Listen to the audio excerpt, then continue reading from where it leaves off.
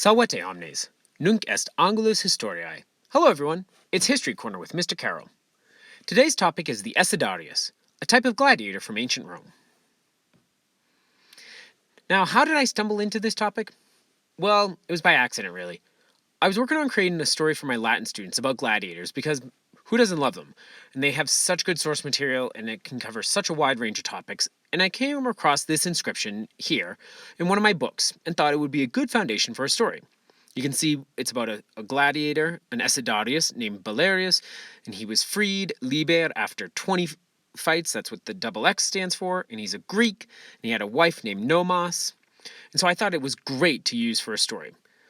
And if you're interested in seeing the story about Essedarii in Latin, you can head over to my Tempus Fabulae playlist, and I'll link the specific story about Borelius in the show description. So with my idea in hand, I needed to confirm a few things about Essedarii. Whenever I'm just checking out some quick facts, I'll often head over to Wikipedia to look it up.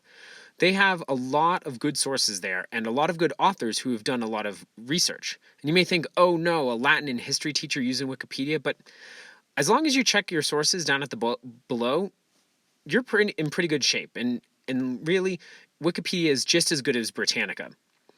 And really, there's also a lot more links to follow. But when I head over there for the Essedarius article, I was struck with the dreaded quote at the top, "This article needs additional citation for verification." And I never trust those sources I never trust a Wikipedia article like that with that label at the top. So that led me over to Perseus, hosted on Tufts, to look at the Lewis and Short Latin Dictionary, which led me down a rabbit hole of ancient sources, and then going back to the Wikipedia page to update it, and then finally making my Tempus Fabulae stories and this Angulus Historiae. So despite what the movie Gladiator might have you think, we actually don't know a lot about Essedarii. There are 4 references to the Gladiator type, and a couple for the British warrior, and that's it. So let's take a look at what we do know.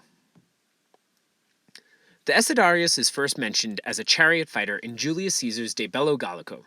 It was mentioned in Book 4, where he describes their appearance and their fighting style and their training in Chapter 33. And then in Book 5, when he's advancing into the island of Britain. We know that there were 2 soldiers per chariot. They used spears and swords. One drove and the other fought. Everyone was trained to fight either in the chariot or by foot. The driver could even control the chariot by walking on the pole connected to the horses, and do all sorts of tricks up and down steep slopes. And so it was kind of a novelty for the Romans. Caesar used the image of Essedarius on a coin that he minted in 50 BCE that you can see here. And the Romans love novelty, and so they were most likely on display both in Caesar's triumph as well as this coin. And then it makes sense that some businessman would be like, we can make a gladiator type out of this. It's also not the first time that the Romans have made a gladiator type out of a former enemy. It's a pretty common thing. They did it with the Samnites and the Thracians and the Gauls themselves.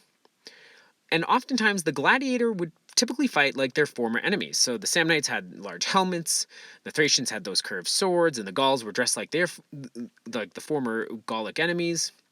And so we can expect that the Essedarius would fight how Caesar would describe him in the book, with a spear and with a sword. We don't know if they had a shield or any other type of armor. It's just our best guess. We do know from Suetonius that they had an enslaved driver that they could free. Suetonius reports about an Essedarius named Porcius who freed his driver, and this caused such applause and uproar that Caligula stormed out of the amphitheater in a huff and ended up tripping over his own toga. We also know that they probably stayed in their chariot. Seneca refers to Essedarius in one of his letters, and he reports that he would not be able to judge an Essedarius who fought on the ground, since that was not his way or manner of fighting. And we know that they may have fought to the sound of music played on a water organ. Petronius has Trimalchio compare his enslaved cook's butchering and carving skills to an Essedarius wheeling about the amphitheater to the sound of a hydraulae cantanae, or a water organ. And that's about it for references in the literature.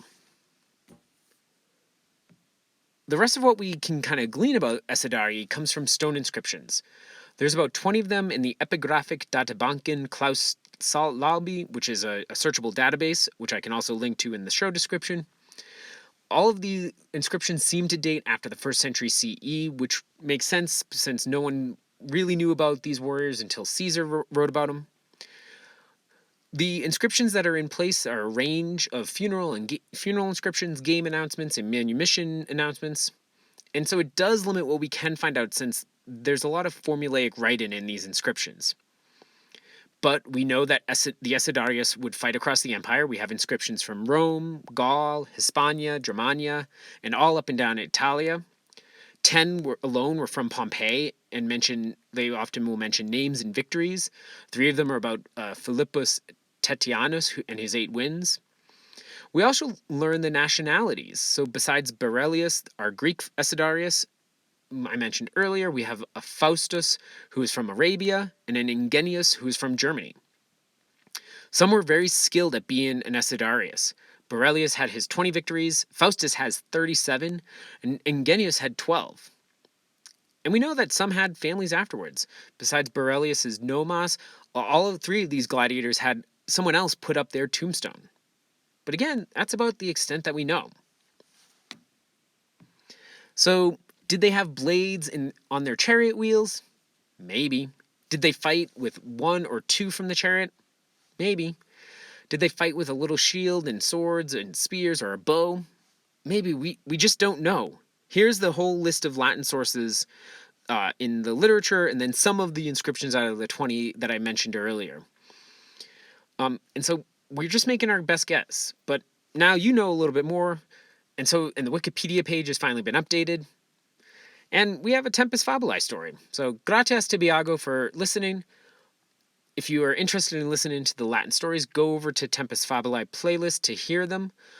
As always, feel free to leave comments and questions below, and I'll see you next time in the Angulus Historiae. Valete!